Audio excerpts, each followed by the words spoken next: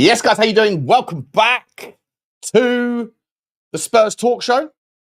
Hope you're all happy and healthy, doing the things you love. I hope you're a little bit, I don't know.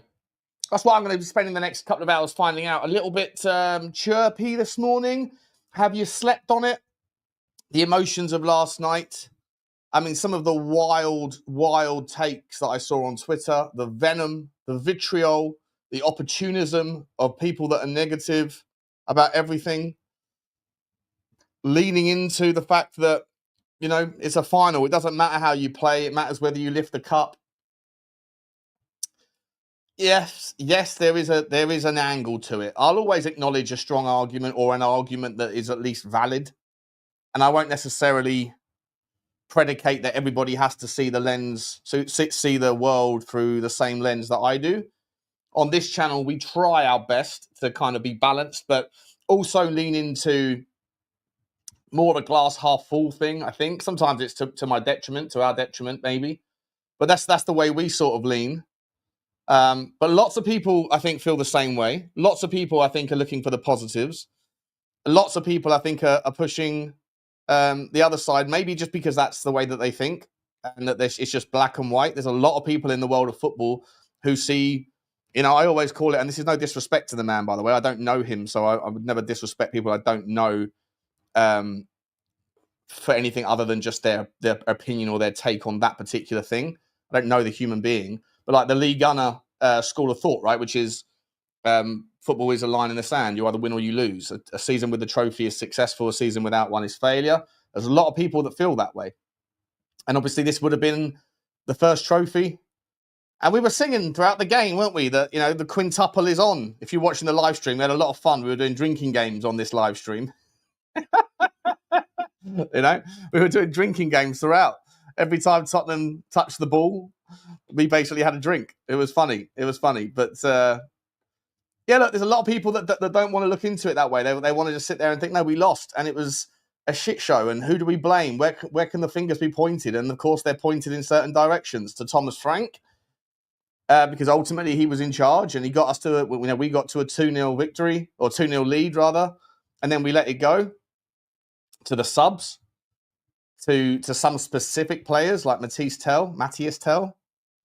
And, you know, I'll show you some tweets and things in a minute. Because I put out a tweet saying, what are we doing here? Get off the back. There's no point in scapegoating someone who's just signed a 5-year deal with us, who's just turned 20 years old. You know, it doesn't make any sense, right? First and foremost, he wasn't the reason why we lost that game. He had a terrible performance, for sure. He had a terrible performance. But, like, it's a team game, and we conceded 2 late goals, and then we lost on a coin flip. You know, but we didn't lose the game in 90 minutes against the best team in the world. So for me, I think we're on the up. Big up to you, J Love.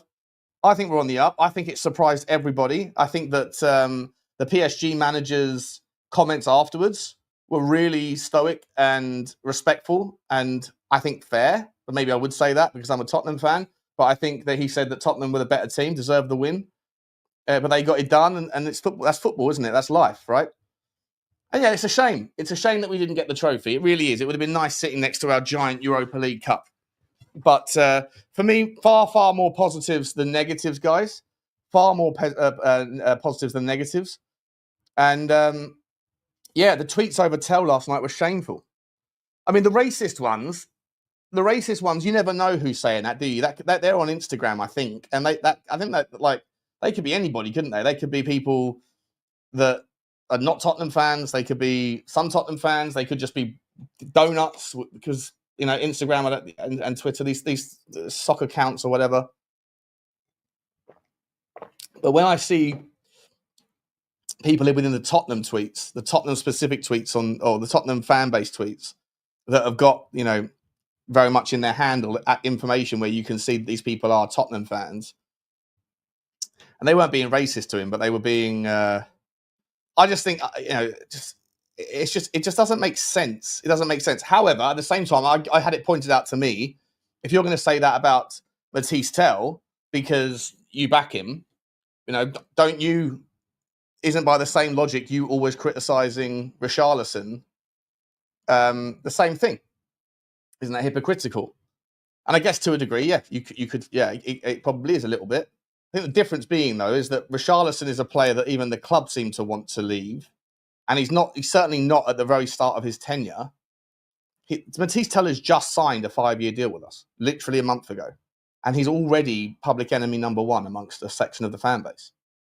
He's not going anywhere. And by the way, like, just think back to what it was like in January when it was the 29th, 30th of January, and we were signing him on loan with that basically option / obligation to purchase him.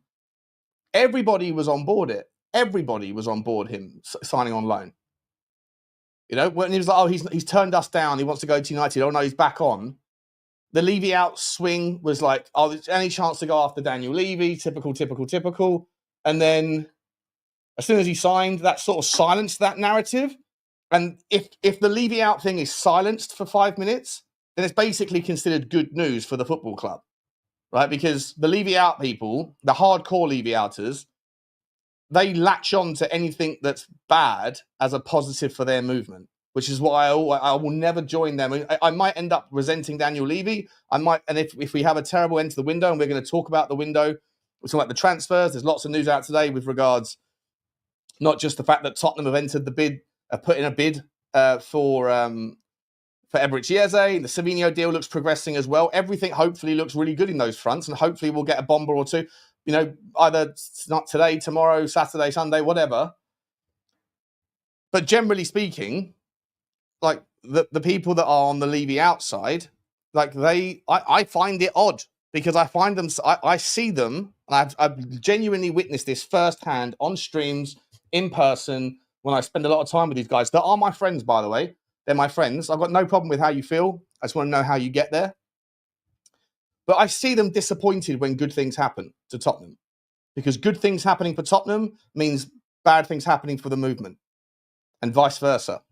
And so I find it crazy, really crazy that you would go out of your way to get yourself so trapped and attached to a movement and an opinion where you're essentially trapped between a rock and a hard place, where good things that happen, you're slightly disappointed because what you really care about is being right about that. And when bad things happen, you're happy because it means that you might get a few more people turning up to a protest.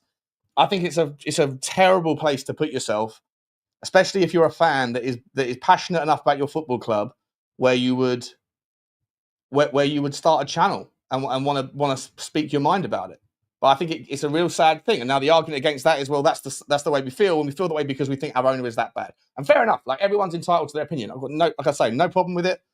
Just, I call it as I see it. That's the benefit of having a channel and a brain, that you're allowed to have your own take. And the world would be boring if everyone felt the same way, wouldn't it? If everybody felt the same way, there wouldn't be a need for a community. It would just be one person. Or in fact, you wouldn't even need a channel. Because if everyone felt the way you do, you can just sit in your head and know that you're right. You know? But no, I'm not talking about anyone specifically. I'm just talking about the movement generally. Anybody that is like so passionately about that. But like I say, for me, so I went off on a random tangent there. I'll very much get on board, like, going after Daniel Levy if this window ends the way it is, because the takeaways from last night were that we didn't have enough strength off the bench. We had nothing like the same, not that I'm going to compare ourselves to PSG, but like, we didn't have the options that a bigger club would have to be able to compete in that final few minutes. And I think, to the point where people want to look for the negatives, I think that there were a few. I think that you could make the argument that Thomas Frank, mistimed those substitutions, or that the players that came on, all of them, for what it's worth, there was not a single substitute that came on in a Tottenham shirt that was ready for the pace of that game. And I think, like, it's a double-edged sword, guys. It's one of those things where, you don't want to get, it's a cup final, but most cup finals happen at the end of the season. So it's like, who cares anymore? Just like, leave nothing on the field, or leave everything on the field, rather. Leave nothing back, because it's the last kick of the season. This is the first kick of the season. And the last thing you would have wanted was injuries. So, to me, like, the reality is you have to make subs. But I think that the players that came on, they weren't aware of the game style, the game state. Like, it felt like they were chasing shadows. It felt like they were running around like headless chicken, and it didn't feel like they brought themselves into the organisation and the structure of the game that had already been taken place, and that everybody else had got into that sort of state of mind. You know, everybody else that was on that pitch from the first minute until the 80th, they kind of like that they were in the game zone, in the zone rather. And I felt like the people that came on, they weren't. They were late. They were missing it. They weren't. They were running around, sort of just chasing shadows. So that was a negative. Right, Solanke wasn't on. Berghvall, I only got a few minutes, but they were a crucial few minutes, and he wasn't on. Archie Gray, after the best performance I've seen from him against Newcastle yesterday, he was a very, very poor replacement for Palhinha. You know, and I think that taking off the entire midfield essentially, when that was where we'd won and lost the game in the first 85 minutes, was a little bit foolish. But then you sit there and think, well, look, you know, if you leave Palhinha on the pitch when he's barely played any minutes, you know, he was fantastic. He was phenomenal at breaking up that play, doing that monster six role that I've been talking about for 3 years. Just sitting there, not being the one that's doing anything creative, not being anything other than just a monster in the protection, in a protective zone. Just sitting in front and taking him off. Archie Gray isn't that type of six. Nothing like it. He's the polar opposite of that six. He's not that type of player. So I think that was silly. If the cup was the overarching most important thing. But if we'd done that, if we'd left Palhinha on and Palhinha got injured because he was exhausted and one of his hamstrings went or something like that, or he did a calf or a thigh strain, then even if you lift the cup, then there's a massive negative. And then we'd all be saying, well, now we've got to go and buy another Monster 6 again. And there's no money. And you're not going to get another loan. So then you have to go and sort of pull the money from an Eze or a Savinho to you know, it just becomes chaotic. So like you can kind of get on board if you think the way I think, you can sort of get on board what the kind of mindset of why the changes were made. I just think the people that came on should have been more capable and more up to speed with the game. But when you're only coming on in the final few minutes and your job essentially is to hold the gap, is to see the game out, then there's two things that you need on the pitch, right? You need people that are monsters in the defensive art. And as I say, we didn't have them on the pitch for the final few minutes. Berghvall isn't that guy, right?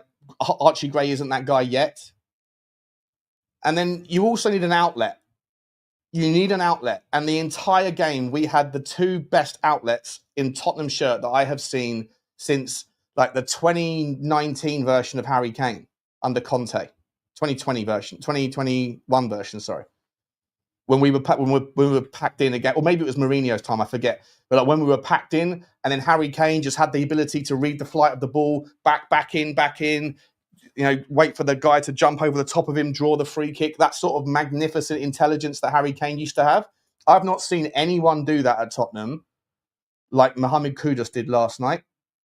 I thought Kudus was unbelievable. He wasn't drawing fouls, but he was just walking backwards and timing the flight of the ball and taking it down on his chest rather than his head, and then getting the ball under his control and then becoming mischievous with it. And I thought it was extraordinary. You take him off and Richalison, and you brought on Mathys Tel and Solanke.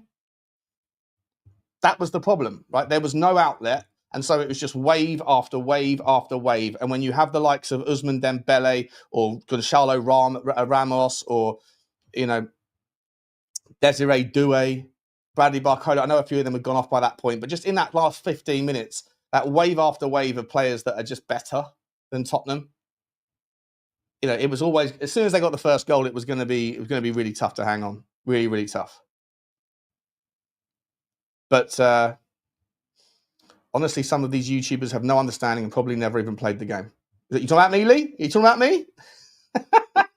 Because you're right, I've never played football to a decent level. I was a rugby guy, but I've watched enough of it. If you're talking about me, though, then fair enough. You're entitled to your opinion as well. But I thought it was a massive positive last night. I'm going to come and say hello to the chat now. I'm going to come and say hello. Pape Sarr, mate. Pape Sarr, Pablo, was stunning. Right, Pape Sarr playing in that 10, getting forward when he could to help Kudus out, doing little intricate things, doing 1-2s with Richalison, working the game.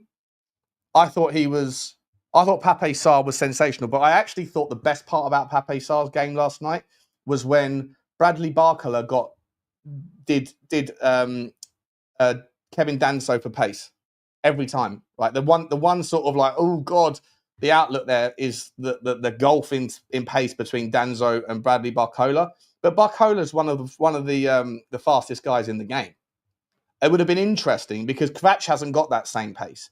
Kvach is more of like an intricate little guy. He's not slow, don't get me wrong, but he's not like he's still nippy and fast, but he's not like Bradley Barcola's sort of direct speed. As far as I'm aware, I might be wrong, but I think Bradley Barcola's one of the fastest guys in the game. It would have been interesting to have seen Barcola on the right and then doing that stuff against Micky van der Ven. I would love to have seen that, a foot race. But like Danso is slow, and when you've got Barcola that's super fast, it looked awkward, right? It looked at times like, geez, that's where they're going to get their outlet. And at times, like he would get back and Pedro Porro chased back as well and helped him out. But at times he did do both of them. And every time he did, who was the guy there that snuffed out the threat before the ball came in? It was Pape Sarr, who was at 10, who was playing in the 10, who was getting back, you know? So like for me, there were so many positives, both from a defensive standpoint and from an offensive standpoint. But if we're looking for the reason why we'd lost that game, it wasn't Mathys Tel specifically. It wasn't anyone specifically. You know, Jed Spence had the best game I think I've seen him play. And that's saying something because I think Jed Spence is amazing. I think that like he's probably needs to get like some different sort of size shorts because he's running out of room in his pockets for the names of superstars that have fallen in there over the last couple of seasons. In his time playing as a left back, he has pocketed Mo Salah, he's pocketed Saka, he's pocketed Kvach. You know, he pockets Desiree Doué for most of that second half. He's taken on some of the best players in the game and he's handled them because most of the time the best right wingers are left-footed and they want to drift it, they want to take it inside. And he's right-footed and he knows how to show, his positional sense when he's tracking back, it's out of this world. It's so advanced to know just how to give just enough space, just enough, show the man on the outside because you don't want them to come in. But if their natural inclination is to come in and you're just showing them half a foot, not too much there where it's obvious and they can just do you anyway on the outside. But like you're just showing just enough, and then they have the option, and they usually go inside onto his stronger foot. He's phenomenal, and I'm so happy he's about to get his new contract if he hasn't already. But like for me, I just think the reality is that their last goal, you know, it did come down that side, right? Jed Spence, I think he got nutmegged. I'm not sure though. Correct me if I'm wrong. Anyway, we've got lots to talk about. We've got to talk about the chat, the what do you call it? The transfer stuff. But let's get some super stickers out of the way. Not out of the way. Let's bring them up because we love them. Big up to you, Blaine. Big man, my big buddy, Blaine. Love you, buddy. What's going on? Where's my super sticker? Choo. There's the choo. Big up to you, Blainsky. Hope you're okay, mate. Thank you very much indeed. We're off to Northern Ireland to pick him up. We've also got Lee in the house. Last night told me, get Eze and Sav in and top 6 is POS. Do you know what? I think even Mark Goldbridge said it last night, didn't he? Mark Goldbridge said, he said, like Tottenham looked obviously they lost the battle, but they look really solid under Thomas Frank. The challenge is, right, is that, you know, what we saw yesterday. Oh, but by the way, everyone that's, I'll come back to that in a second. Let me just get the super sticker. Thank you for the super sticker, super chat. Josh Caress says, Frank's ability to adapt to the opposition is great to see. Adding a bit of star quality via Eze and Savinho, we would put us in a good stead to fight for 5th. 100%. 100%. I still, now, by the way, now I do understand, though, the logic for why we probably are going to need another centre-back. Because last night on the bench, we had Ben Davies and we had Byfield, who's 16 years old. Right? And Radu Dragason's nowhere near fit. So in a nutshell, if one of those... And you know that Romero and Van der Ven are going to go injured at some point. You know they are, because they always do. So it's one of those kind of like situations now where, like, can Tottenham? Well, I'll come to this in a minute, but the idea I'm going to bring to you is, like, can Tottenham do Tottenham have enough money to be able to go and get Eze and Savinho, which looks like it's going to cost somewhere around 125 million quid, something like that, and then also have enough money to go and get a fullback if that's what we think we need, and also a centre back, or maybe Ben Davies will just be the fill-in, the fourth choice fullback in a world where Jed Spence and Udogie are injured at the same time. Then he'll go in.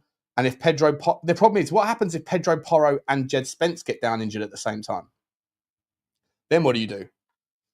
But at the same time, you can't have 5 fullbacks that are on one side just in case the first 4 get injured. So at some point you have to shake hands with the reality that, you know, if you get unlucky in the same position at the same time with multiple injuries, then you are having to shoehorn players in. That's just the way the game works, I guess. But I think that the bigger problem is if you do want to play the back 3 quite often, and I reckon after last night, given the relative success that it had against one of the best teams in the game, you are going to need another centre-back. Because if Danzo, Romero or Van der Ven go down injured, we were going to have to play Kota Takai, who's not ready, Dragusin, who's not fit, or Ben Davies, who can only play on the left. So what happens if Danzo and Romero get injured? Or what happens if Romero gets injured, just in and of itself? Problems. So you can understand. I guess I was a little bit lazy with my thought processes around why do we need a centre-back? If we're going to do away from home in the Champions League, maybe even at home in the Champions League in certain games, and certainly against the big 6 or 7 away from home in the Premier League, which is quite a lot of games, by the way. That's about 15 games in total. And if we progress into the Champions League later stages, or if we get tough away games in the Cups, and we're going to do more of that, which I'm fine with. I love the fact that we've got it up our sleeve to do a back 3 and a back 4, whatever. Then it makes sense. But then you go, well, how much money do we really have, right? Like Leone, who was a target of ours, Leone has just gone to. Thank you very much for the super chat, Josh. Leone's just gone to Liverpool. Lukumi, he's kind of cool. I like Lukumi. I think he'd be a good player. Scalvini's going to cost a fortune. You know, so do we really think that Tottenham still have 200 million quid left to spend? You know, with only 2 weeks to go, 2.5 weeks to go. We shall see. We shall see. I really hope we get one done. Super sticker from Oscar1882. Big up to you, Oscar. Thank you very much, mate. Really appreciate you. Let me know where we're picking you up from when the train shall be there. Keep Vuskovic, says Stephen. Yeah, look, can you imagine, by the way, Kevin Danzo? We've spoken quite a lot on this channel about the notion of like Vuskovic as a set piece monster from corner kicks. We saw what he did at the Reading game. You know, a goal, an assist, and a goal line clearance all within 7 minutes. If pace is the issue, if pace is the concern, well, Kevin Danso has pace issues clearly, but is an absolute powerful player. And you accommodate that into your tactic, which is why we sat deeper when we didn't have the ball. I'd make the argument that was also a criticism of last night. I think we sat far too deep. And as I said in my post-match video that I uploaded, I think that there's definitely that's going to become a template, right? We saw PSG adapt to it last night. We saw Bayern Munich adapt to it within, 25 minutes of being on the pitch. They noticed that we were deep, well too deep. You know, the Mariana Trench looked like a veritable paddling pool in comparison. And if you're going to do that, all you've got to do is pull the ball back to the edge of the box where there's going to be space, and your 10 can, if he's handy with the finishing, can slot the ball from distance. Danzo isn't slow. Well, he's not fast, mate. He's definitely not fast. Like I said earlier, though, I think it was probably exaggerated against Bradley Barcola. But how do you leave a super chat? You leave a super chat by, if you scroll down to the bottom of the chat, there's a pound button or some sort of currency button or something, and then you can do it there. Appreciate you there, Papa. You haven't got to, mate. It's fine. Dirty Danzo is the man is a rock. Mate, we're going to call him Dan's Throw. Dan's Throw, because he's absolute rocket. But like I was saying, if you have a Vuskovic, from the corner kicks, remember what Dan Burn did a couple of times under Eddie Howe last year when he starts the run from outside the box as a 6'6" man that has the ability to sort of run on the defense. You get an incredible amount of opportunity to create mayhem. And if the corner kick taker knows where he needs to put the ball on the penalty spot or on the edge of the D or on the court, on the near post, whatever, and then he can get it there 8 times out of 10, and then you have Dan Burn running in. We got exactly the same opportunity with Vuskovic, and that's what happened in the first goal against Reading that ended up going to Will Lancashire. I think that can be utilised, but it doesn't just now have to be from corner kicks or from free kicks. It could be from that ridiculous throw-in that we've got. Like I couldn't believe how similar it was to Rory Delap's. Rory Delap's old throw. He used to have a long run up and like curl his back into some ridiculous. Like, I don't know how they do it. They must have like unbelievable core strength, unbelievable back muscles or abs. I don't know what the sort of secret formula is, or whether it's just technique. I don't know. But like we heard all about this, like the long throw competition or whatever it was that was on the whiteboard, wasn't it? On Thomas Frank's first day in training, we're going to see who could throw the ball, and then we didn't see anything about it. We didn't see anything about it against Arsenal. Didn't see anything about it against Newcastle. Didn't see anything about it against Wickham or Reading or Luton. And then last night it pops up. I remember saying on the stream, I was like, why is Danzo taking the throw in? It's like, that's a Pedro Porro position. I was like, oh, wait, maybe this is the long throw we're about to see. And he did it. I was expecting it to be like, because you can maybe throw the ball further if you launch it at like a 45-degree angle and it becomes like a floaty corner, which is generally quite easy for goalkeepers to come and pick off. But this, if you can throw it and you can throw it direct, and if you're already 6'2" and you're throwing it from there, you're basically it's releasing off your hands at like 7.5 feet in the air. And then so it's going to have a little bit of trajectory, but if it can be, relatively speaking, like a bullet, then it's just a nightmare. And imagine if you could do that and you have Vuskovic, who's 6'5", whatever he is, and he's got that leap. Like the outcome of that thing. So they just train a lot with heavy ball, maybe. Yeah, maybe. Well done. We've got a couple more super chats here, guys. Appreciate you. All very generous this morning. Where are all the people who said Sarr shouldn't start?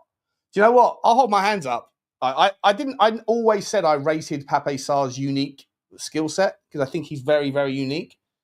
But what I said in the summer was, at the start of the summer, I said, I think that the midfield needs so much work. I'd much rather see the back of Bissouma. And if Bissouma's not going to go or whatever, I said, I don't really mind if Bentancur leaves, because this is not me saying like I want them gone. It's just like we need to make room for some people to come in that regard. And obviously we've got Polinia. We hope Bissouma's going to go. But I was like, in a world where there's a bit of cop blocking going on, then I'm okay with the idea of, you know, like a Bentancur leaving if he doesn't want to sign a new contract, or sit at the bottom of the pile like Pape Sarr. So I just don't, as much as I value his unique thing, I don't really know what system he works in. And so I'll call it, I'll be honest and say, like, I did say that I would have been okay with him moving on if that was the case. But, you know, it was just an opinion, but it wasn't even a strong one. But this version of Pape Sarr, you know, absolutely insane. Absolutely insane. Oh, someone's in the background. Sorry, buddy. I haven't seen you there, Johnny boy. Sorry, John, when did you come on? When did you come in? How long have you been sat there? Not the minutes, mate. Oh, okay, mate. How are you, buddy? How you doing? I've just walked down to the post office with a dog. I'm a bit moist. Sweaty. Oh, mate, that's like me. I just get out of bed and I'm sweating at the moment, mate. It's that's the unhealthiness and the heat wave. You know, it's yeah. You know, the real worry starts when it's the middle of December and I'm still sweating when I wake up. That's either I've had a bad dream or I need to check my my vitals. You know. Talk to me about last night, Johnny boy. What did you think, mate? Well, I mean, given context is quite key, isn't it, to a lot of these things. After Bayern, there was massive meltdowns, and you sort of had to think, hold on, they've travelled back from Korea on the Monday, had a day at Hotspur Way, then they've travelled to Germany. Bayern obviously had only had a week and a half pre-season at that point. So I said to you on the show a few days before that was our hope, really, that Bayern weren't up to it. And obviously Bayern just steamrolled us. We were knackered. But obviously we've had, 5 days since then? 5 days rest or training, and they were able to get themselves together. It was a much better performance than I thought it would be. I was worried, although, again, PSG had only had a week after, obviously, they had a later finish the Club World Cup. I was very worried that they could just steamroller us, and we were all surprised by the back five, weren't we? I think everyone pretty much. Yeah. I was watching Sava's show, and everyone was messaging in, going, "All the journalists are saying it's a back three," and You it was traitor! really good. You're watching Sava's show, you traitor! Well, you weren't on. You weren't on before you started. And I'm joking. You just think, I've said it before, but it's like the anti-Ange, isn't it? All the problems we had with Ange, Frank, he adapts. He's on the side of the pitch telling players what to do, which we used to whinge about Conte a little bit about doing. But Ange just stood there, didn't he? He didn't make any adaptations. He wouldn't change for the opposition. And that's exactly what Thomas Frank did. I think we'll play a back four on Saturday against Burnley. Yeah, we have to. Yeah. And then a back five against Man City, obviously subject to fitness of players. I think that's what's going to happen. I think he'll change it. The biggest issue will be it's such a short turnaround. The funny thing is you're now not allowed to have a game within 72 hours, but we have got a game within 72 hours because that sort of rule from FIFA came out after the Premier League fixtures had been announced. So it's a little bit.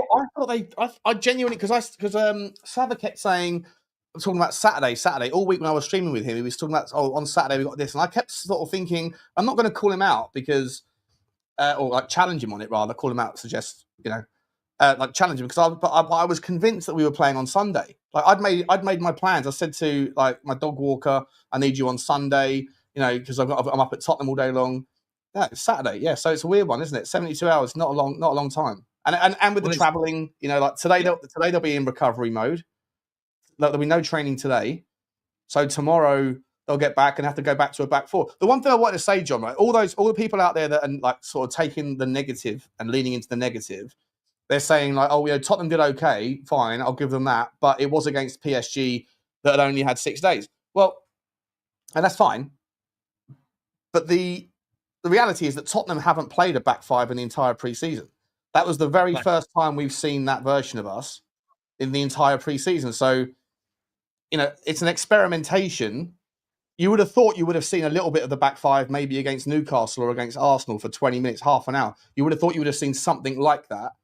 But you haven't. So like what we saw last night was the very first iteration in I don't know whether it's competitive, whether this is a friendly or a competition. I don't know how you think of the Super Cup, but because there's no benefit apart from a trophy, and it is a major trophy, but it also comes at the start of the season. So like I said at the start of the show, like most trophies, most finals are at the end of the season, with the exception of the Carabao Cup, right? So it's like, don't worry about injuries at this stage. Just go for it. Put your best team out you can, all those sorts of things. Whereas you do, like Thomas Frank did have to consider Polinia. Like he probably didn't want to take Polinia off, but what would have happened if Polinia got a thigh injury or something, So yeah, absolutely. He has to manage the minutes. These players are, Richalison has got history of injuries. We know this, and he's got to manage it. He needs to get Solanke back on the pitch because, as we know, he looked rusty as anything last night, but he's not had a pre-season because he played that first game and has been out ever since.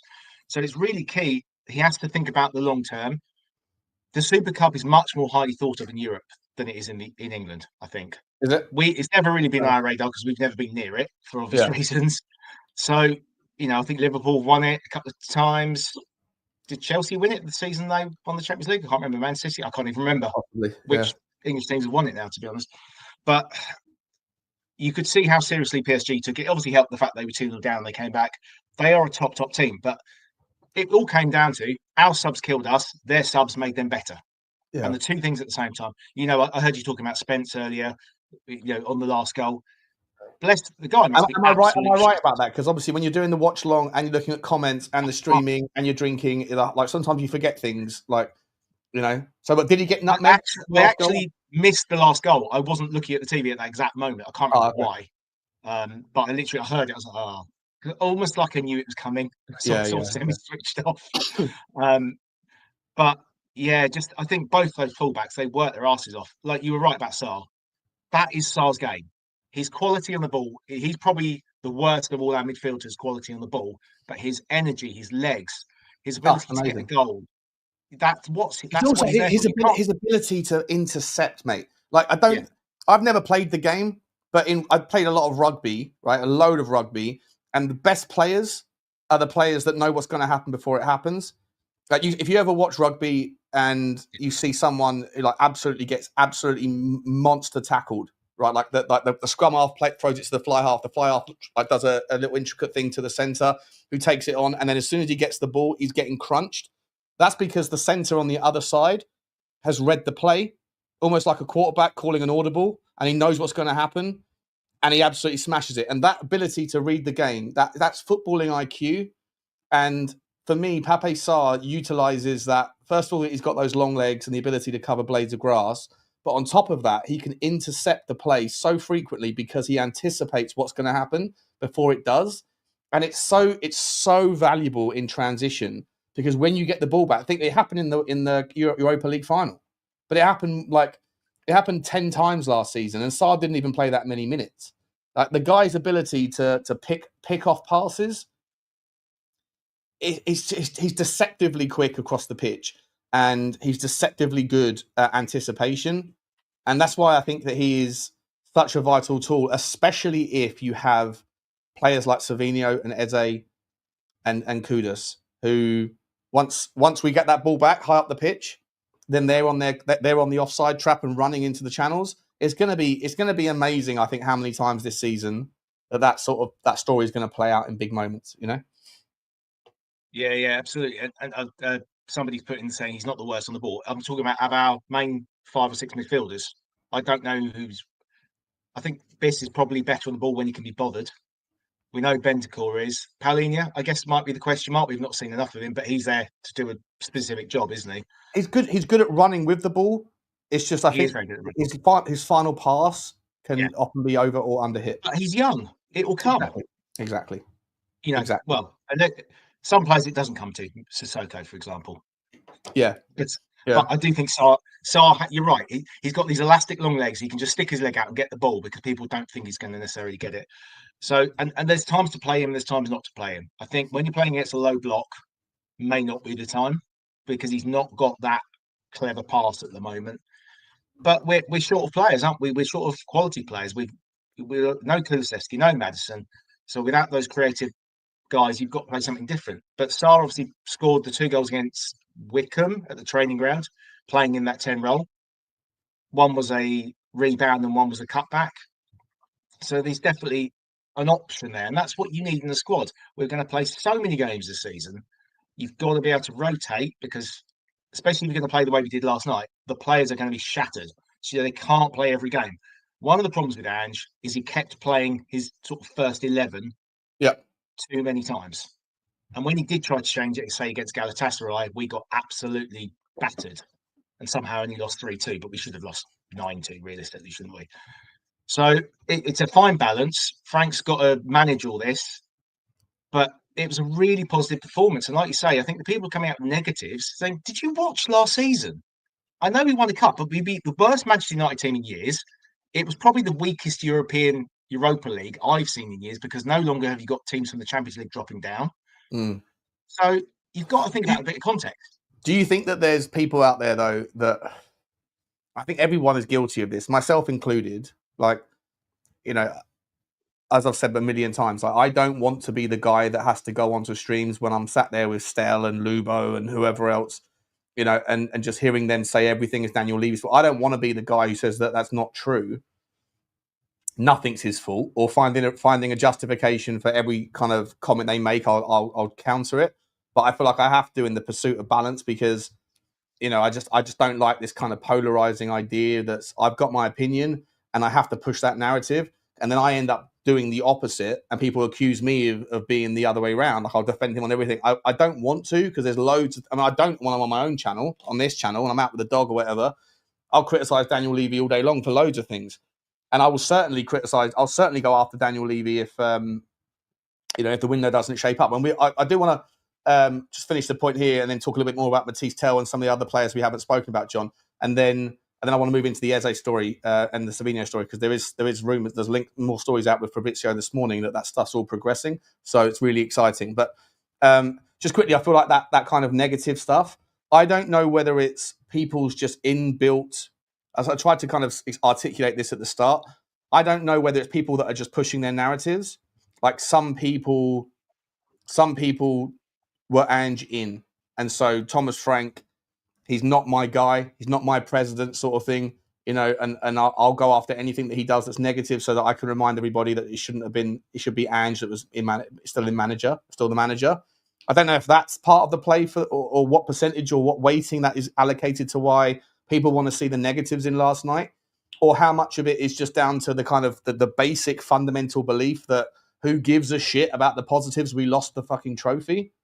Like, there's a part of the fan base that just feel that way. As I said earlier, that's like the league gunner school of thought. It doesn't matter what happens unless you win, you win, you win, you lose, you lose. Which, again, a lot of people think that way. It's not how I think, but it's a lot of people think that way. Or is it something else? Like, is it just the fact that they actually think that Tottenham were, not as good as we're trying to pretend that we were against the PSG team that were nowhere near at their best because of the 6-day window thing? What, like, of the people that are negative, and there's lots of them, see it in. I mean, most people in the comment section today have been really, really positive. But in the video I did after the game last night, about 50% of the comments were like, "Sean, you're just a happy clapper. We lost." And I was like, "Okay, I mean, yeah, we did, but like, no, I don't know, John. Like, is it people pushing their narratives because they'd rather be right than think about what's right, or do they, or is it the kind of binary? We lost, we didn't win, so therefore it's bad news." Or is it just that they think that they might be reasonable people, but they just think that actually it wasn't that great because of the context of PSG's preparedness? I think you've also got to factor in that we were 2-0 up with, 10 minutes to go? Right. And it went down. So, if we'd been 2-0 down, got back to 2-2 and lost on penalties, I think there'd be a slightly different view on it. That's one side of it. People are always very emotional after games, and you do sometimes need to take that step back. I mean, you said it on your stream last night. How many Spurs players get into that PSG first 11, realistically? None. Possibly Romero. Maybe Romero. That's it. Yeah. And even then, to be entirely honest, if you were to offer me Marquinhos of 2 years ago, I'd take Marquinhos. Yeah, absolutely. And I thought Pacho had a stinker last night against Kudus. I thought he was absolutely shocking. I think Kudus bullied him the entire game, but Pacho generally is a really good centre back. So you could make the argument that maybe Tottenham's defence might get in if you were in that sort. But everybody else, generally speaking, not just on last night's, but generally speaking, yeah, it's maybe 10 of the combined 11 will be PSG. Yeah. Either way, it's a huge majority, isn't it? It's not like it's even close. Yeah. So, and you look at, like we said, where we came from, a team last year that was all about, Ange was a brilliant motivator. We know that. But the way he set the team up week on week on week didn't work. And Frank's been, when did he actually start? Literally 5 weeks ago. And the players have had 4.5 weeks of pre-season. So he's not had long to put things into place. And I thought they bought in last night big time. They were everywhere. They were throwing themselves at shots. There was a few little things, like we were attracted, their first goal, which was a great strike by Lee. We gave them that because we were too deep. There was 100%. No one on the edge of the box to put the blocks in. And that might have been because Archie Gray was playing the right-hand side of the midfield, and he was obviously getting up to speed. And I know you want to talk about Tel, but these guys are young. It's a huge game to go into, and to come off the bench and get up to speed when you haven't got that experience necessarily is 100%. Really, really difficult, especially when the tide was turning. Because our guys were tired and we were 2-0 up, so you do automatically sit back a little bit, don't you? You don't push forward. And on top of that, with Tel and Solanke, they couldn't make the ball stick the way that Richarlison and Kudus had. And Mate, they were phenomenal. Like fair's fair. I do want to come. Yeah. I do want to come to Mathys Tel because he's the scapegoat, and I hate it. I hate the scapegoating. But at the same time, I often go after Richalison because I don't rate him as a finisher. But for what it's worth, and people can take it as me being opportunistic or hypocritical or whatever, I thought last night was the best performance by a country mile I have ever seen from Richalison in a Tottenham shirt. I thought he was absolutely sensational. In the first 20 minutes, we were laughing because I was like, oh my God, Richie's done something fantastic. And then he ended up flopping, putting a horrible cross over the top that went out for touch. And I was laughing my head off going, oh, there you go. He does something good, then he panics and does something stupid. But as the game went on, he was absolutely sensational. Guys, before I get John's opinion, just quickly on that and everything else, there's 1,250 people here, which is madness for a lunchtime Thursday show. Appreciate all of the support. If you could just smash the like button and hit the subscribe if you haven't already. If you are watching and you want to join the chat, all you've got to do is rub the sub, and then you get instant access to the chat.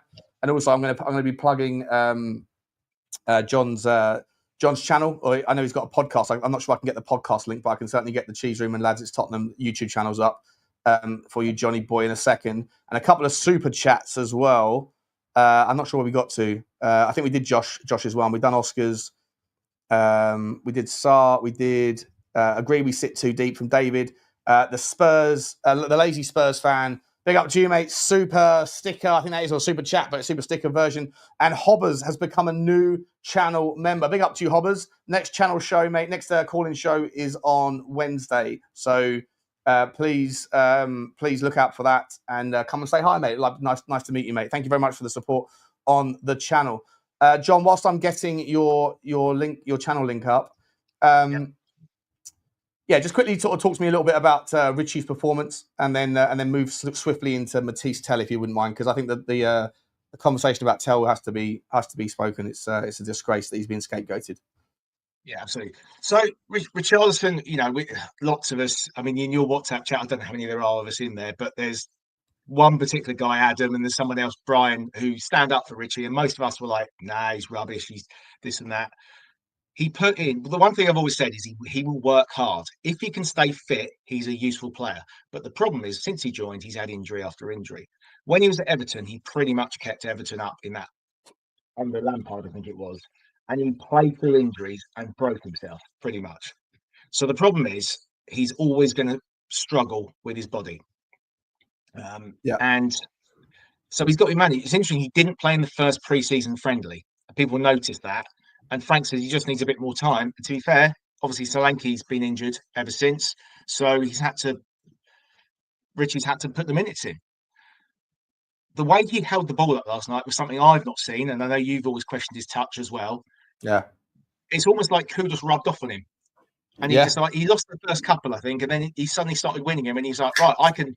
There was one point he had three players around him. He somehow came out with the ball and got it away. And he 100%. In the Europa Cup final, he didn't stop running, and that's what he'll do. He'll work, he'll harry, and he'll harass.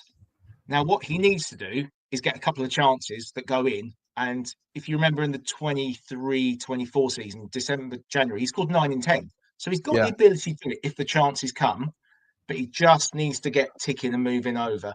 And it's professional ex-pros always say it takes 6 or 7 actual competitive games in the season to get really up to match fitness as well. And I think last night he showed more match fitness than I was expecting. There's no doubt he'll start Saturday because Solanke only had 20 minutes. And so do you think Solanke was poor when he came on? Really poor. Chasing shadows. The one thing I don't like about his game is that he burns so much energy running down blind alleys trying to press. When the rest of the team aren't pressing, there's no point in pressing by yourself. You're just going to get walked past, and then you end up causing more problems for the team. And I don't think he's figured that out, or someone hasn't got into his head quite enough that you need to wait for the trigger. If you're just running after people by yourself, a good team can just pass it around you, and then you're leaving a gap for someone else at the top end of the pitch that has to be filled. So I think he was awful. But do you put that down to just lack of match fitness, or do you put that down to just not quite up to speed yet with the tactic? He got injured in the first game, so he's missed out on 2 or 3 weeks of actual training and match fitness. So it's a combination. It's going to take him a little while to get. We saw when he returned in February, was it, from his injury, that he got. It took him ages. He was poor for the first few weeks. He wasn't scoring goals, anything. Whereas before Christmas, he had that run, didn't he, where he scored a couple against United, and he looked really good. He looked like the striker we thought we hoped we'd signed. So we just need to hope we can get him back to that level, really. And I'm more confident with Frank and Cochrane and their team that they'll get most of these players up to a better level this season. Whereas I don't want to keep going on about Ange, but you just didn't feel that they were coached at all, did you? It just felt like, no.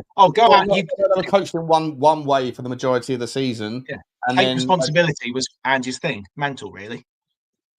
Yeah, I also always said that I think that the way that Ange used to kind of set his team up, he used to say, like, these are the frameworks in which we operate. Like, we no backward passes and always look forward and all this sort of thing, and, you know, front foot football. But he also said, alongside the many things that he said, was, you know, how that looks in operation, in reality. I sort of, you know, I'm trying to let the players figure it out, which to me is like, you're abdicating the responsibility of the specifics of a framework that's very unique anyway over to players that haven't done it before. Like, there's very few players that would have ever played Ange ball or a style of system like that in Tottenham's team. And then because you're encouraging players like Romero to, like, at some points in games just to become a false nine, like he did at times last season when he would just go, like, just desert his central defensive options and just hang up the top end of the pitch. Well, that means that everybody else on the pitch is going, wait, what are you doing now? Shit, okay, I've got to now adapt because, you know, and there was no communication. And that's why we just got picked off time after time. Yeah. Under Ange, it's the polar opposite, isn't it? Everyone knows their system, everyone knows their role, and everyone gets dogged. And like I say, again, if we can put in a shift like that against teams like Manchester City away from home, we might be able to take points away from home against Arsenal, you know, Newcastle, the sort of places where we don't usually do very well. What's interesting, though, is how do we pivot for Saturday, as you say, with a quick turnaround, not much time to train. We're not going to do a back five against Burnley, because if we do, they'll be doing a back five, and it will just be like two teams that are sort of playing hot potato, looking to draw the other team out, and that just won't work against Burnley. You know, we're going to have to break them down using, it will go back to horseshoe football again. But, you know, that to me is... I hope that Thomas Frank is you know, has done enough on the training ground to be able to spend the appropriate amount of time doing some SWOT analysis on the opposition, and also, you know, allocating the time to go, okay, today, guys, we're practicing for games where we're going to have possession, and then tomorrow we're going to be practicing for games where we don't have possession, and that the players, I think the players are buying in. The players seem to be bought into this, right? They seem to be on board the what's that? Great show, Sean. Got a little Spurs fan that needs a nap. So do I, mate, to be honest. You got a big Spurs fan that needs a nap here. Absolutely shattered. John, before we got onto the Eze stuff, mate, Mathys Tel, though, like this scapegoating. I mean, I've even seen somebody here in the comments saying it's not outrageous, or it's not whatever I said. It's not a disgrace. He's shit. What do you think? I think there's different things to factor in here. Number one, the racism. Absolutely no need. You don't need to describe him, whether he's black, white, Jewish. You don't need to bring that into it. Well, why are you doing that? You know, for a start. Yeah, I don't think that was by Tottenham fans, was it? That's just by people. That's by dickheads. It could be anyone doing that, couldn't it? Anyone. Yeah, but anyone shouldn't be doing that in this day and age. For Christ's sake, it's 2025. Get over it. As far as Tel goes, he's 20 years old. You know, he did look rusty. He struggled. He did struggle to hold the ball up. And again, Gray, Solanke, and Tel, none of them could get to the pace of the game at all, and they all struggled. So we've got to give him time. I'm not convinced what his best position is, but like I say, he's 20 years old. It's not his fault we've paid 30, 40 million for him. That's what Spurs agreed to pay for him. Now, you can't tell me Thomas Frank hasn't seen something in him, because he would agree to that deal being done, wouldn't he? Yeah. So, well, actually, I don't know. I think that deal was done in January. You know, right. If you remember, Ange Postecoglou was asked the day he signed, "Will Mathys? It's a loan deal. Will Mathys Tel be here next year?" And Ange said, "Yeah, he will be." So, like, I think that the deal. I don't know. I've got no idea, but I believe that deal was already organised in all but certainty, unless maybe Mathys Tel said he didn't want to stay. If Mathys Tel said he wanted to be here, if Mathys Tel was like, "Yeah, I want to stay," then it was done. Now, maybe the negotiation had a little bit of wiggle room in it or something like that around the actual final price. But the principle of the deal that he's alone with a permanent signing coming up, I think that was done in January. And so I like, to some degree, think that Tottenham fans losing their mind saying we should never have made it permanent. Or if you were someone that at the time we signed him on loan were happy that we signed him before any of us knew his level, then you were in the ballpark of Daniel Levy or whoever else made the argument at the time that he should be signed by Tottenham. And Tottenham fans went apoplectic, as I said at the start of the show, right? The Levy out bandwagon, when we were going to sign him and then he apparently rejected us because he wanted United, the Levy out guys pulled out their sticks, right? They were like, oh, Daniel Levy again, blah, blah. And then we got him, and then the Levy out thing went away for a week, right? So then even those people were happy that we signed him. And if we signed him on the memorandum of understanding that he was going to be a Tottenham player, not just on loan, but unless Mathys Tel didn't want to come or whatever else, then he was going to be a Tottenham player next season. Then unfortunately, like you can't, if you're on the same wavelength as me here, John, if that story is true, and we don't know, but I believe there's more truth to it than fiction, then maybe we wouldn't have signed him permanently based on what we've seen of him. But the reality is that the deal was all but done back in January before we'd seen him. I mean, yeah, that would make sense as to why we brought him in. As the comment that Agent Lynch said there, we signed Tel, taking minutes from Odebear. They're both playing a similar position. Whether Odebear can play that central striker role in the two remains to be seen for me. I think he could play the 10 maybe behind, but Odebear can't hold the ball up either. I think Tel can do that. He's a bit physically stronger. Yeah. And I saw some of the under 21 Euros, and he scored a couple of good goals in, was it the quarterfinals? Scored a very good far post header. And there is a player there. There is ability, but he needs to be developed. He needs to be worked on. Whether, I mean, I can't see us loaning him out, but he could almost do with a loan. But it won't happen. We need to where though? To where? Where would you? You wouldn't loan him if you're loaning him overseas. No point. I think if you loan him, that compounds on his. Because I also believe that somebody that struts their stuff and that always pretends like they're superhuman confidence levels and it's an impenetrable, like. I always draw back on my in life. My opinions, as I'm sure yours are, John, and everybody that's watching. You have opinions that are drawn from your experience in life. In my experience, dealing with salespeople all day, every day for 10 years after I left finance, those people. There's a lot of people that are like, that are just unbelievable egos, unbelievable confidence in themselves. But a lot of it is very fragile. A lot of it's a facade, and when things go wrong, they double down into their shell of, like, they kind of put their head back in the shell and they come back out again full of chest, pretending like the lack of sales isn't affecting them, that they're just 1 second away from the next big deal, whatever, all this stuff.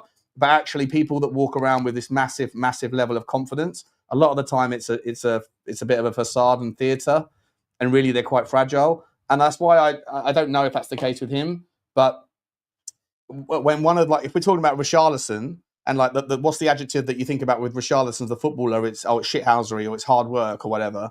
With Mathys Tel, a lot of people would sort of say apparently he's like impenetrable confidence. Well, he missed a 1-on-1 against Newcastle. Yeah. And then someone messaged him on Twitter saying, on Instagram saying, "Don't let that get you down, buddy." And he said, "Never, never," and like one of these sorts of things. And then what happened yesterday? And then the fallout from it, the racism, the unbelievable scapegoating.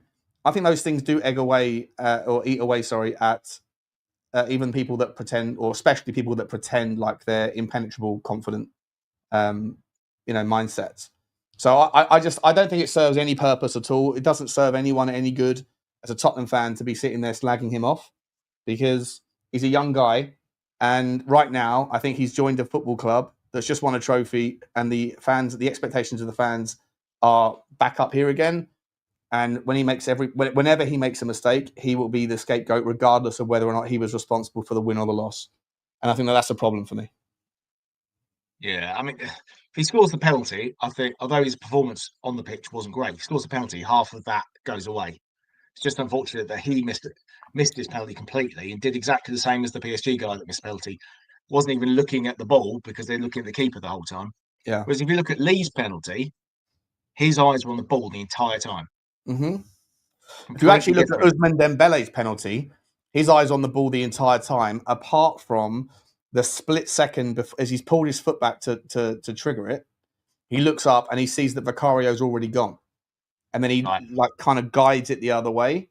And I think that, listen, it's a fair question. Not that I don't want to scapegoat anybody because it's a penalty shootout and anything can happen. But why is it that goalkeepers who don't make a single save and that basically the entire, he doesn't go the right way?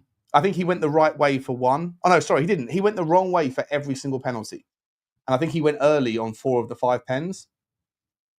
Why is it that the goalkeepers, it's like a free pass for them, isn't it? If they make the save, they're the hero. If they let everyone in and don't get close to any, no one focuses on the goalkeeper's performance. Is it just? Is that fair? If we're gonna be scapegoating anybody on a penalty shootout, does the goalkeeper's performance not come into it?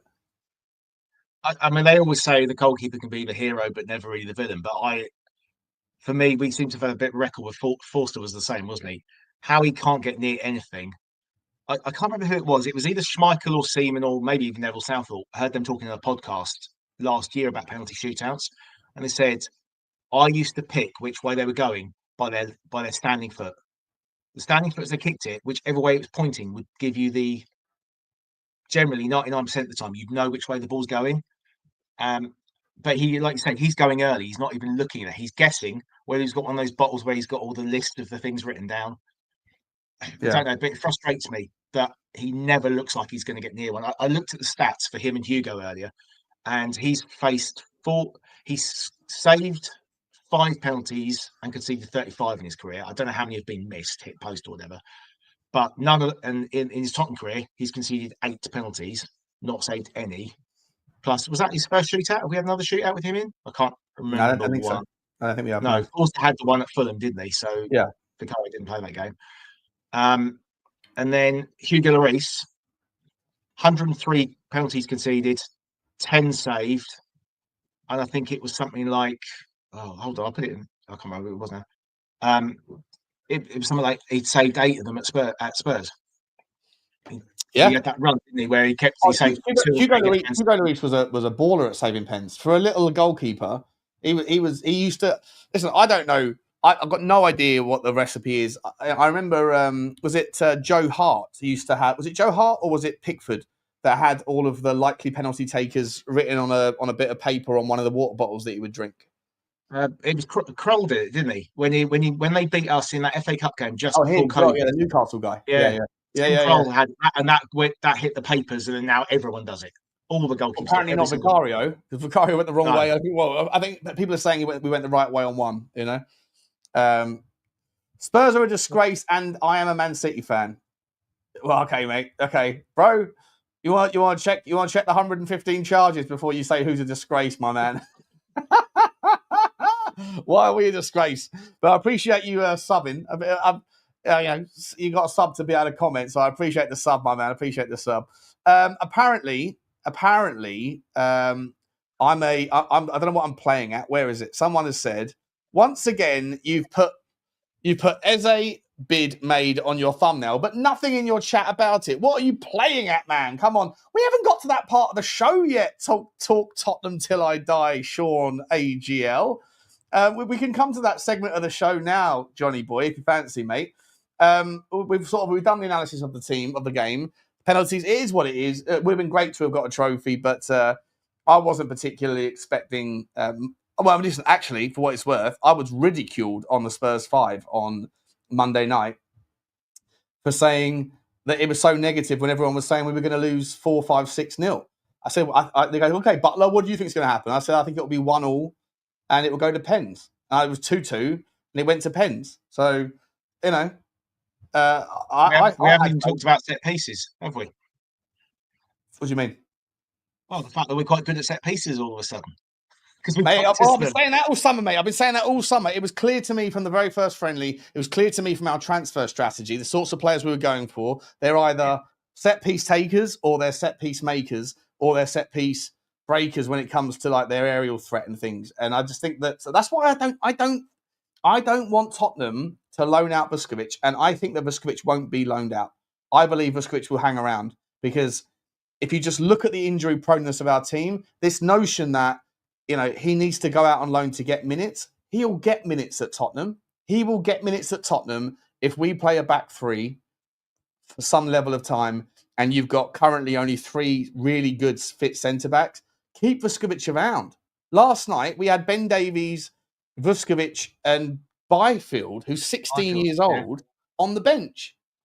Right? Kota Takai's got whatever that thing is. Do you remember what's the name of it? I know what that is. He'll get over that. It's basically when you land, you sort of get a twang on the heel.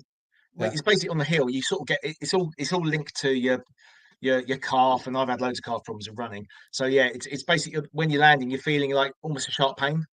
Yeah. There. So just a case of getting all the muscles, the calf and the Achilles, which are all interlinked, getting them sorted out, and they'll get him. They might get him changing the way he runs his gait, or they might even get him wearing insoles in his football boots. There's lots of things you can do, and they'll have a lot of strength training. He will get over it. It might just take him a little while, but he's not ready for the start of the season. No, not at all. And how long will he be out for? I don't know, really. It sort of depends how bad it is, but if he's been playing with it and making it worse, they must have known. They can't have just come across this.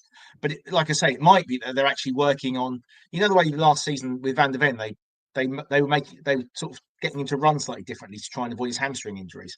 It might be that they're trying to get him to adapt his running style, which is GAIT, gait. Might be trying to get him to do that, or they're trying to, like I say, they're putting insoles in his football boots to make him run slightly differently. There's so many different variables to it, and they'll obviously, with sports science these days, they can do wonderful things. It depends how badly he's injured it, and how long the rehab takes. But I can't imagine it'll be out that long. But he'll then have to have his pre-season. Yeah, so we might not see him until October, November, right? Or October.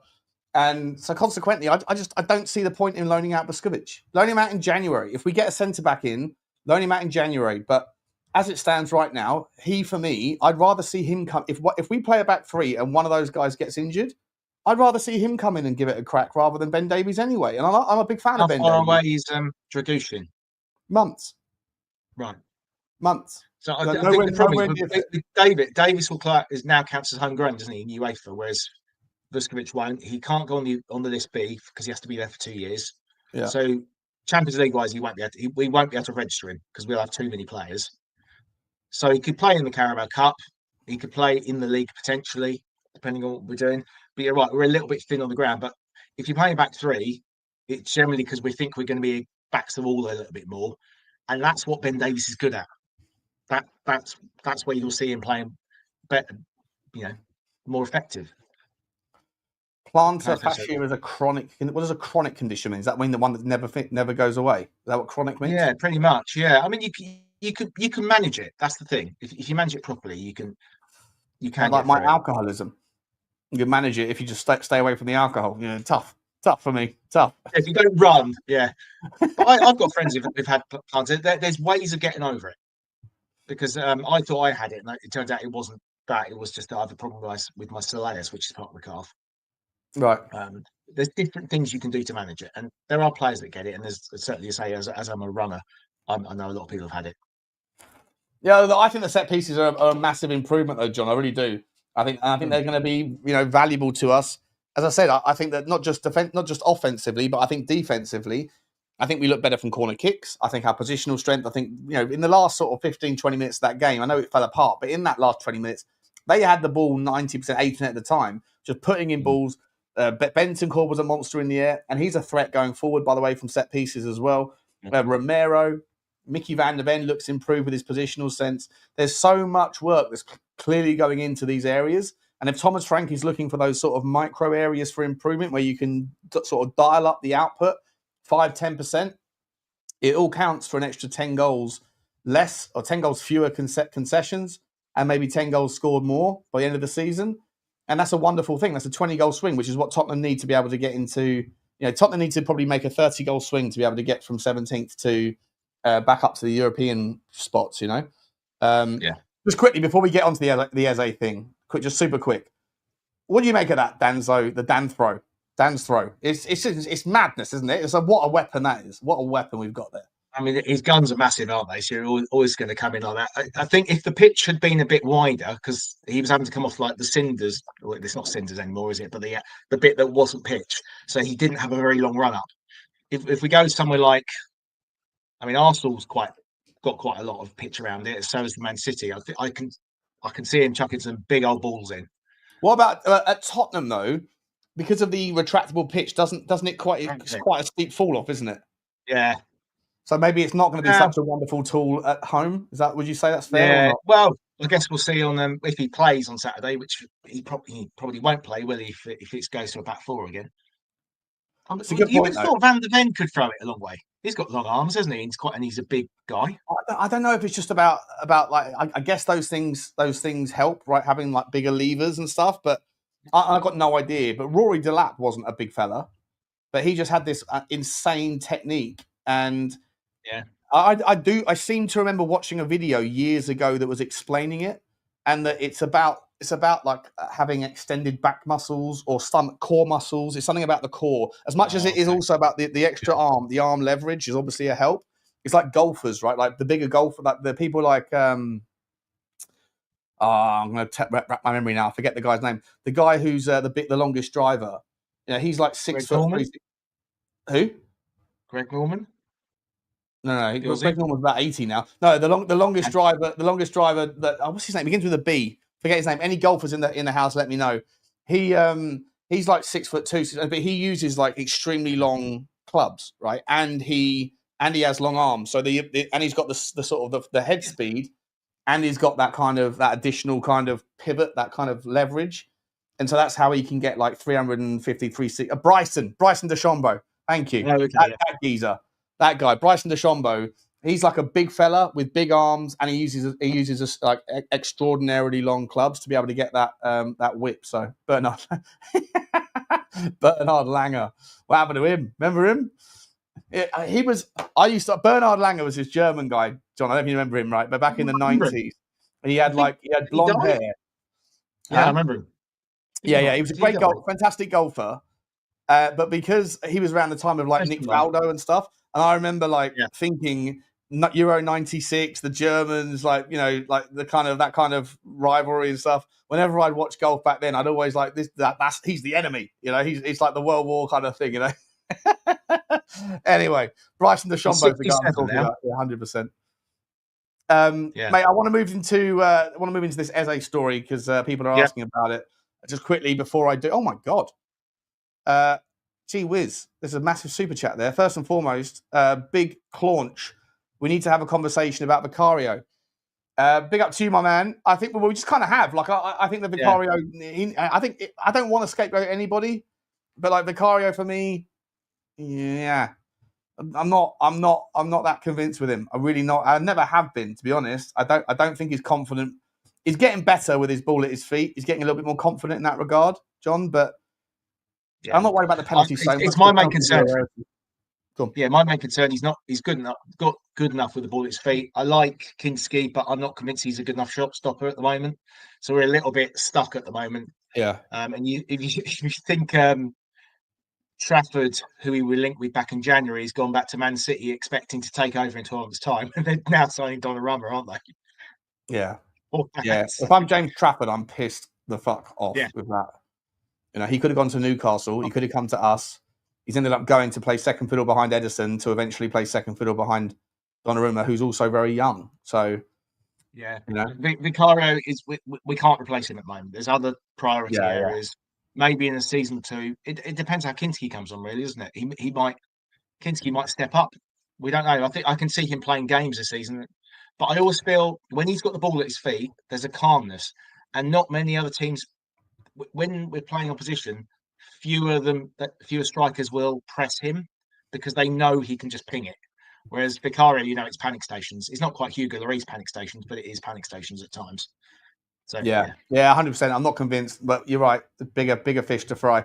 Talking about bigger fish, what an unbelievable generous donation from Mashina Joe, who's actually an Everton fan, right? And I love this man. I love him to pieces. Oh. Thank you so much, mate.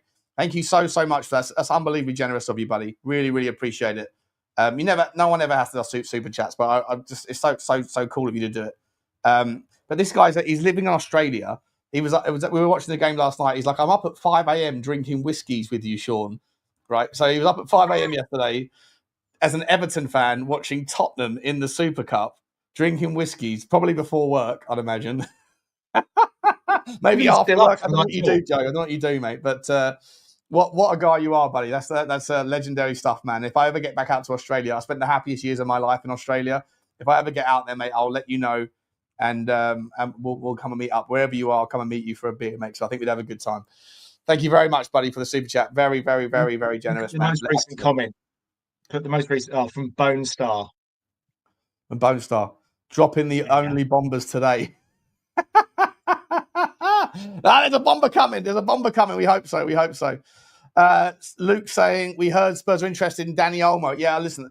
Apparently, Tottenham are interested in 10 different. David Ornstein said Tottenham are looking at 10 different. Multiple different 10s. I knew there was a 10 there for a reason. Multiple different 10s. And Dani Olmo might be one of them. I'll be entirely honest, John. If you're going to give me I know this will go down like a shit sandwich with the Tottenham fan base. If you give me the choice of Dani Olmo or Eberechi Eze, you know who I'm picking? Olmo? 100%. Yeah, coming to Spurs. I know he's not coming to Tottenham, but he's not. He's an absolute redonkulous player. Absolutely love him. So we don't have the best record of signing players from La Liga, though, do we? No. But this guy, have you seen the size of his neck, mate? Dani Olmo's got a neck that's like, it's like he was like held at his head when he was a child. His neck is like fucking 4 foot long. He's like a giraffe or an ostrich. Danny Ostrich Mo. We're only going to sign players that's 6'2" now, aren't we? For our set pieces. Exactly. That's all we need. Get that leverage. Imagine him doing the pigeon. It'd be insane. He'd be knocking people out. Be headbutting people in the audience without realising it. Appreciate you, Mashy Joe. One Cat Fun. Be up to you, Cat Fun. It's good to see you, mate. Frank learned loads yesterday. Better than a trophy. That's an interesting take. Yeah.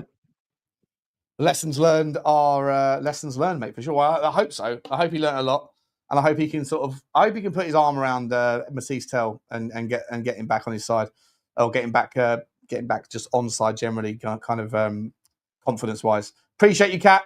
And Blaine Devlin, big up Blaine, big to see you, mate. Sean John Daly Butler, exactly that, mate, exactly that. I reckon I used to play golf, but I was probably like 4 stone lighter. About 4 years ago, the last time I smashed a golf ball, and I used to be able to hit the ball quite far anyway. But now I'm sort of back up towards 18 stone again. The big lad that I am, I reckon I could probably. I don't know if I'd be able to get the kind of ball around my tits, but the club around my tits. But the reality is, mate, that I reckon if I could still hit the ball with the same technique, I'd be able to smash it for miles. Thank you very much, Blaine. Appreciate you very much indeed. John, I want to bring in these tweets because certain people are saying, "Where's the Bombers? Where's the Bombers?" Let's start with this one. Let me get this off the screen. Back to this. Here we go. So it's not about Tottenham, but it is kind of about Tottenham because here's the story. Crystal Palace are planning to raid Liverpool before the end of the transfer in a bid to sign Harvey Elliott. Liverpool are expected to demand 40 million for the midfielder, and the swap deal with Mark Gahey is still on the cards. Is that a potential insight? It was coming from the Sun, so we'll take it with a pinch of salt. But is that a potential insight into the situation regarding this man? Oh, who's that? Oh, Leone to Liverpool's done, is he? Okay, yeah, we know that one. Where's my story regarding? Here he is. Tottenham are prepared to open formal talks with Crystal Palace for Eberechi Eze.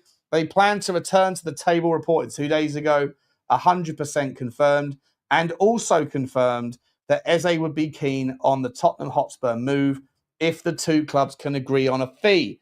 Now, here I've heard separately that Tottenham have actually made an initial bid of over 50 million.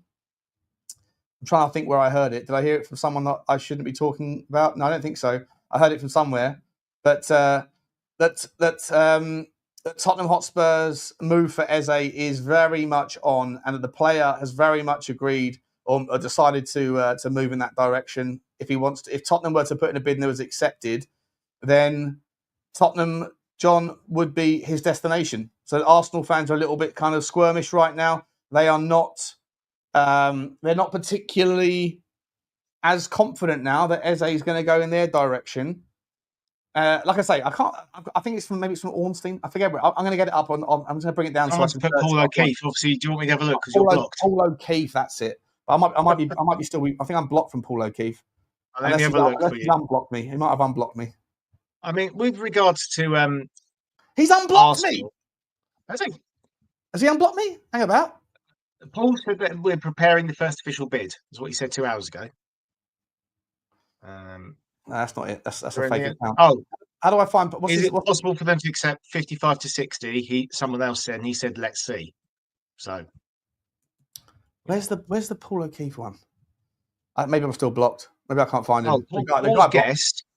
Paul's guess, and he does say it's guesswork, is 55 plus 5. 55 plus 5 is what's going to take to get him. Yeah.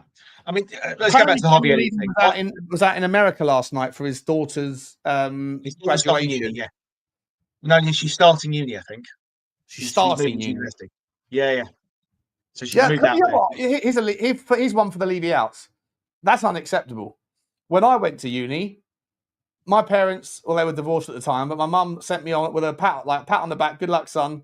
And I had to get an Uber. No, whatever it was at the time. I got a taxi to the train station. The train to Bristol. I rocked up with 4 bags. There was no one there to say goodbye to me. You get on with it, you know. Even my graduation, there was no one there to be there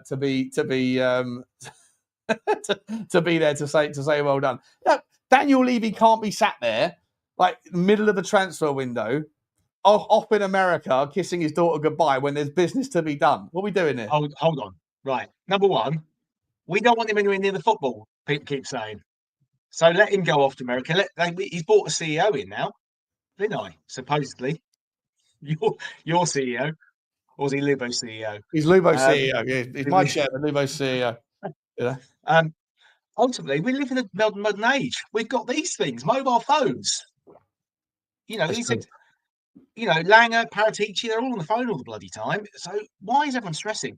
I think his daughter moving to America to start uni is quite a big thing. I know he's got a house. I don't know where she's at uni. I know he's got a house out in Florida, but is it that big of a deal? Yes. What, moving to a different country? Of course it is. I've moved to 4 countries by myself. Like I don't know. I just feel like grown up. She's like 18. Yeah, but when I left home at 17 and a half, I don't think it's that. I don't know. Like, I think it's just you're doing this is important to me, Daniel. And that's more important than your daughter. Everyone keeps telling me he shouldn't be anywhere near the football. So what does it matter? Oh, you've got a super chat, Sean. You got to put that up, mate. Got a super chat. What's the super chat saying? The look on your face when you thought O'Keefe had unblocked you is definitely worth a fight. Yeah, no, he hadn't unblocked me. Well, maybe I don't know. Because I can still see his tweets. But what can you find? What's his handle, mate? What's his actual handle? Do you know what his handle is? Yeah. It's at POKEEF. Pokeef1. POKEEF or with an E on the end? EEFE1. The number 1 rather than. Am I unblocked? No, I'm still blocked. There you go. Proof he's blocked me. Still blocked. There you go. But you can still see the tweets. That's weird, isn't it? I can still see the tweets. Yeah. The view is public view. Okay. Why did he block me? Saz, I don't know why he blocked me. I was live on stream. And it was like this, right? I had the Twitter up. I was about to bring like his tweet into a conversation. And I forget whoever it was that was on the stream with me at the time. It was probably like, I don't know, Connor or someone. So whoever it was, and we were talking, but the conversation went off into a tangent where everyone started arguing about something. And because it literally the page just refreshed and it went from like I could see everything to suddenly Paul O'Keefe 1 has blocked you. I don't know what I did. But you know what? Somebody probably messaged him and told him you'd said something or made some crap up, and he says, "Oh, well, block him." Yeah, I don't know. He gets a lot of grief. A lot of these guys who get information. You were in the mud, weren't you, a couple of weeks ago? You get grief from people. So I sort of some people are like, right, I'm just going to block him. I'm not even going to look at it. Block. Move on. I think what might have happened was I think that his page was up, and then we were talking about something else, and it was getting into an argument, and I might have said something like, "It's an absolute donut," or "It's a bullshit," but it wasn't about him. It was about something else, and then maybe he clicked on it, saw that was the conversation, and assumed it was about him, and went, "Oh, fuck him." You know, but like, Paul, if you're watching this one, bro, I need access. I need the access. So what's going on here? What's going on? What are we saying, mate? Do you think so? You think Eze is going to be done? Oh, I've got no idea. This is Tottenham. How many times have they let us down? You know me. I've always tried to be positive, but the longer time goes on and the more years I've followed them, I'm not convinced we're going to sign both of them. Or if we do, it'll probably be on the 1st of September at 6:59 p.m. just before the window shuts. When it should have been on Monday or Tuesday morning, trying to get them even ready for the Super Cup or even ready for Saturday. Ideally, we've got Man City next week, so we could do with a bit of reinforcements before we go there. I'm not sure. I mean, what do you reckon, Savinho? Is he going to be like 80 million or something stupid now? For those sort of figures, I know you love him. There's news out about Savinho as well. Let me get that one up. But yeah, sorry, Eze, love him as a player, brilliant player. He'd fit. Frank could fit him in the system. He can play wide. He can play in the central 10 role. I think we're going to play so many different systems. And even when we play the same system, we might play, like we said, we play Sarr in a 10. We might play Eze in a 10, who's a completely different animal. It'll be opposition based a lot of the time. So having different players who can play different roles within the same position is what you need, what we need, because we're not going to have the best of the best players. So he's got to develop this different culture of being able to adapt and try different things to see what works. And what I'm looking forward to is us changing in game when it's not working. Yeah, 100%, 100%. Somebody said Paratici was at the game with Langer last night, busy the phone. I think Alistair Gold said they were heated in conversation. It's probably arguing who we're going to sign, I'm guessing. What do you reckon is the right price for Savinho? What they paid from a year ago? Like 25 million euros? 30 million euros. Yeah, but that's obviously just like internal shenanigans, right? Because the guy was worth 55 million euros, probably 50 million euros last year. And I think he's an absolute class player. People are pointing people always point to the reasons why we shouldn't sign him. They complain we don't sign superstars, and then when we get linked with someone, he's not good enough, and here's the one reason why amongst the 100 that we should, and it's the output. But if you actually go into the detail, he's the guy before the guy. He's the guy before the person who assists. He's the key passer. He's the creator. He's the action maker, right? And I just think he's a sensation. And he's 20 years old. And look, you know, if Man City want to dial the price up so that they can basically make Tottenham pay for Rodrigo for them, then fair enough. Like, do it, because Savinho is exactly the sort of profile that Tottenham should be looking at, right? He's young. He fits the profile. He can play off the right, can play off the left. He's an absolute sort of he's a bums out of seats guy. He'd sell so many shirts. I'd buy a shirt. I'd buy a shirt immediately on Saturday if we signed him today. And then him and Eze. The only thing that I would sit there and think about is, as I've said before, it doesn't bother me so much in a world where we do this back three thing, where we're looking for the outlet, and then you have a Kudus that can win the ball back with the consummate ease in which he can win, drop the ball, drop onto his chest, and then turn and just lay it off. And then you've got a Savinho flying through, or you've got an Eze flying through. That works for me.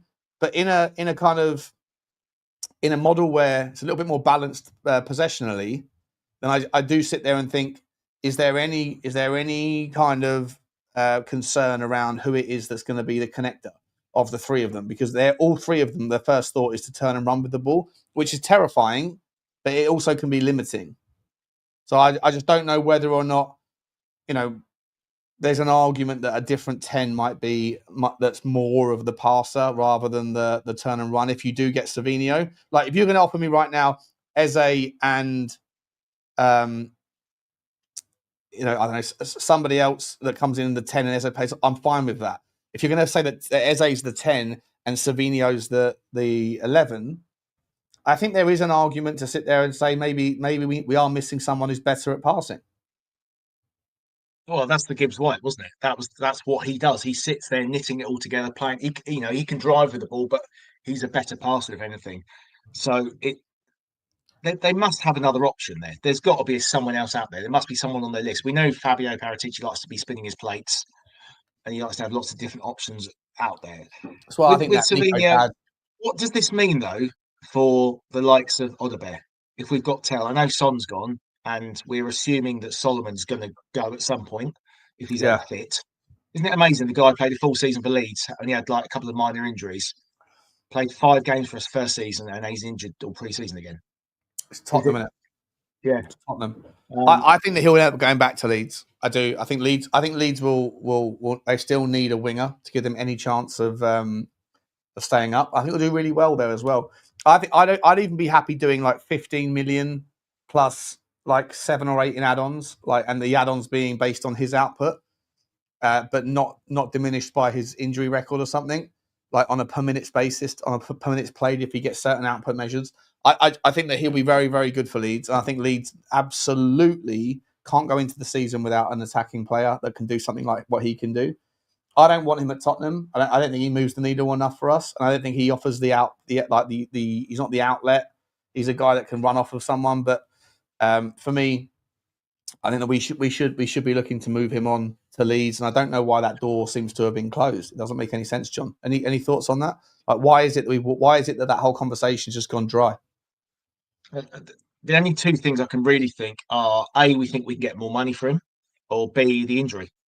Depending on what the injury, I don't even know what the injury is, to be honest. I'm just looking at Leeds, what they've signed. They've signed defensive midfielder, centre back, goalkeeper, central midfielder, left back, centre back, Lucas Nemicha on a free transfer from Wolfsburg.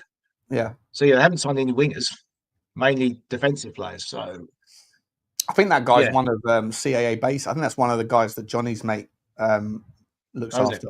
Guy from Wolfsburg, yeah. Yeah, let's have a little look. I think Transfer Market normally tells you their agent, doesn't it? There's all. I don't know.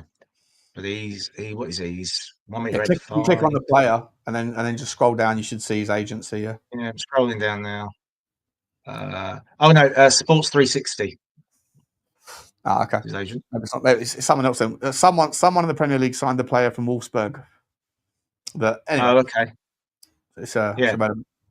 He's played 11 times to Germany without scoring, 12 in 20 for their under-21s, but he's now 26, so it's not exactly going to set the world like you wouldn't imagine. But I know all 3 teams that have come up have spent a lot of money, haven't they? They've been invested trying to sign players because they know the last 2 seasons, the 3 that come up have gone straight back down again. And last season, how far ahead of Ipswich were we? 14 points, 15 points? Yeah. And we were terrible for the back of the season as well. So there's a huge, huge gap. And these teams have got to do something. Otherwise, they're just going to yo-yo each year. And I think potentially, if this keeps happening, there is a problem. How the Premier League solve it, I don't know, because it's not healthy to have just the same 17 teams staying there all the time. For the good of the game, it has to progress more and revolve more. There's no source on that one, big boy. No source, lad. Can't see that on Twitter. I think you're making it up. With the Gay and what's his name, Harvey Elliott thing, I think I suggested this on WhatsApp last week. You could see Elliott going to Palace. It's the sort of club I think that he would thrive in. That he could be, because he'd be the main man. He can play in the midfield 3 as an 8, or he can push further forward. He could, and it just makes a lot of sense to me. They've got Esse, or I don't know how you pronounce it, but the guy they got from Millwall, who's Esse, haven't they? They signed him 12 months ago. So I believe Eze's coming when he's got the shirt in his hand, or we get the. I'm not even when we get the here we go. If Ornstein says he's done, then I'm okay. I'll be happy. But I think it's going to happen, mate. I think it's going to happen. I think Daniel Levy right now is more dialed into the narrative, the energy of the fan base, and wants to sort of. I think he knows, right? I think he must be aware. Someone at Tottenham Hotspur must be watching the general kind of social media, like the vibe, the energy, and realizing that he said things that he can't take back. The entire fan base have been demanding that he show some ambition, articulate the ambition for years. He does that, and Vinay's first co-signing of anything, first visual and visible representation of his efforts is to co-sign something where they talk about ambitions to win the league, and then to sit there and watch and witness what Chelsea, Arsenal, Liverpool, etc., and Manchester United have done, and then for us not to go and get a couple of bombers late on. Like, if the window will not shut the way it does. There's no chance in my mind it will shut. Whether we end up panicking and going and getting someone on loan or whatever else that ends up being a shit show, but like, it's very clear that no Tottenham fan, similar to like Bissouma ended up being a bozo, but no Tottenham fan really holds the club account for signing a bozo like Bissouma, because everybody was universally behind it when it happened. Yeah. And the average and reasonable fan won't allow the narrative to exist that we should never have signed Bissouma, because everybody was behind it when it happened. It turned out it was the wrong move. It turned out that he wasn't a great professional. But at the time, like, you had to, you kind of went, oh, that's a good bit of business. And I think the same will happen to Eze. Like, even if we sign Eze and Savinho, I will do everything in my power to never allow a narrative to exist that Daniel Levy or Tottenham have fucked up, even if Savinho and Eze break their legs on the first time they kick a ball for Tottenham, because there'll be people out there that will try to spin it into Levy out, but it's unreasonable, because every single Tottenham fan right now would absolutely wet themselves if we signed those two players. And then for 5 minutes, the Levy out thing goes away. And then when it rears its ugly head again, you know, people are going to have to sit there and go, hang about, you all wanted it. You all wanted it. So shut up. So I think that Daniel Levy and the people at Tottenham know you shouldn't listen to the fan base, because the fan base changed their mind. However, if you want to silence the unreasonable masses that have been demanding trophies, and the second you get their trophy, that they get their trophy, we all got our trophy, and then before the season's even started, they've already launched a new protest. Like, to me, I think it's an absolute disgrace. And I think it's pathetic, and I think it just shows their true colours, that it doesn't matter what. That change for Tottenham thing is just lipstick on a pig. It's just the unreasonable fans that are never happy anyway, always looking to kind of like trying to bring together like-minded people and hoping that this time there'll be a few more people than there were in January when they did the last one, the first one that was big. But even then, you could only get 2 or 3% of the people that were going to the match that day to actually go and walk in solidarity with them. To do it on the first game of the season, I think it stinks. I think it's absolutely abhorrent, and I support the right to protest, and I'm always curious when I walk alongside them, like, to find out why it is they're there. But just generally speaking, I think the timing of it is pathetic. What's your take on it? I think the trouble is, with the transfer window going till the 1st of September, it's so late. I know that we want to get business done early, and I had this conversation with Savrit, didn't I, on your WhatsApp group this morning. But yes, ideal world, we get the business done early, but for whatever reason we haven't. We got Kudos done early, and some of the other youngsters, didn't we? But I think they're just going a bit early. It's almost like they want to protest because they're not happy with what's going on. They're not really. We don't know what's going on behind closed doors at the club. You know, we're getting all these rumours that I've just seen that Hotspur Relators tweeted saying that we're about to bid second time for Savinho because the 50 million was rejected, and we're supposedly going back in for Eze. I know that we've been told that talks are ongoing. And this one? I mean, I don't know who Alongside is. I don't think the protest is going to be that well supported this weekend, I imagine. If we'd lost 5-0 last night, you could see a bit more for it. Look at the size of his neck, by the way. Look at the size of that man's neck. That's quite impressive. That's quite impressive. I'm just going to nip inside and check on the girls, mate. Make sure they're not killing each other or anything. All right, mate. Yeah, no worries. We'll only go for a few minutes longer anyway. So, yeah, come back and we'll round off. Danny Olmo coming to Tottenham, according to all rumours, rather. I think Barcelona may entertain offers closer to 50 million euros for Danny Olmo, but I would much be happier taking him on loan with an obligation. He had a terrible season with injuries, and right now we need reliability, so a loan might mitigate the issue. I personally think that all transfers should be on a loan. Every single transfer, if you can do it, should be on a loan with an option/obligation pending certain outcomes. Like, why would you not want to take a loan, a try before you buy if you can? Right? Like, if the players If the player's agent and the club wants 50 million quid, do a £5 million loan fee, 10% loan fee, and then an option pending certain outcomes. Like that every transfer should be like that in an ideal world. Yet for some reason, I know what the reason is, but Tottenham fans are saying, well, we've only signed Kudus and Palhinha was on a loan. But no one would have wanted to assign Palhinha on a permanent if you can get him on a loan with an option / obligation pending outcomes, because you're locking yourself into ridiculous lengths. Tottenham are a team that do a lot of their deals on loans with options, and I don't think it's necessarily just on financial reasons. I think it's also because you want to see what you're getting before you commit to it. To me, it doesn't make any sense to just commit if there's any question marks around the guy's fitness. So, like all deals in an ideal world could be options after loan deals. Have I missed super chats? Sorry if I have. Let me come back to them. Nick, this is Nick. The look on your face when you thought I'd keep it unblocked you. Yeah. Appreciate you, Nick. Love you, my man. Sub Dan 1 has said, excited for season after yesterday. Come on, you Spurs. Big up to you, mate. Yeah, I'm excited as well. Todd Mills has said, left back, right back is a real issue. Spence was great, but needed help after 70 minutes. Udogie's injury and no cover for right back is a real issue.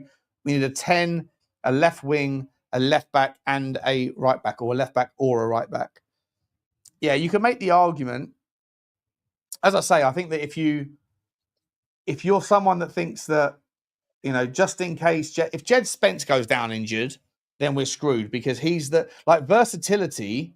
Sometimes I see people all the time saying, like, look at I see people doing it with the Arsenal team. Look at our options. And then they go through their first 11. And then when it comes to their squad 11, they place like three players into 5 different positions because he's versatile. He can play right wing, left wing, or a 9. Okay, that's great. Yeah, that's true, as long as he's fit. But if he gets injured, then he can no longer play 9 or left back or left wing or right wing. So, like, versatility, if you're mentioning squad strength and you're using versatility as the argument, well, it only works as long as the versatile player stays fit. If Jed Spence goes down injured, then we are screwed if Porro or Udogie gets injured, because then we don't have backup for either side. Whereas if Porro gets injured, then obviously Jed Spence can still fill in at either side, or if Udogie gets injured, he can fill out either side. But like, there's a problem there if you're baking in versatility as the reason to think that we got cover. It only works if that particular player stays fit, and that doesn't always happen. But yeah, I don't disagree, Todd. We probably do need some sort of cover there, and also I think it's probably more on the right back side, because on the left back you could at least play Van der Ven out there, or you could play Ben Davies. But if Porro gets injured and Jed Spence gets injured at the same time, then we're in a massive problem. And even if Jed Spence gets injured, you can't expect Pedro Porro to play 90 minutes twice a week all season long like he did before. It's a ticking time bomb. His body can't handle that. But appreciate the super chat. Dean Law, super sticker. Big up to you, Dean. Very cool of you, mate. Thank you, buddy. Always here, always supporting the show. And Ulrika from Australia. Big up to you, Ulrika. I hope you are okay. Get yourself out of the bath, love. Dry yourself off. Put the G&T down. We're picking you up in a minute on the super sticker train. Choo choo to you, Johnny boy. What do you think that they're right? What's the after the 10 and the left winger thing? What's the is the priority a centre back or is it a full back? And if it's a full back, which side is it?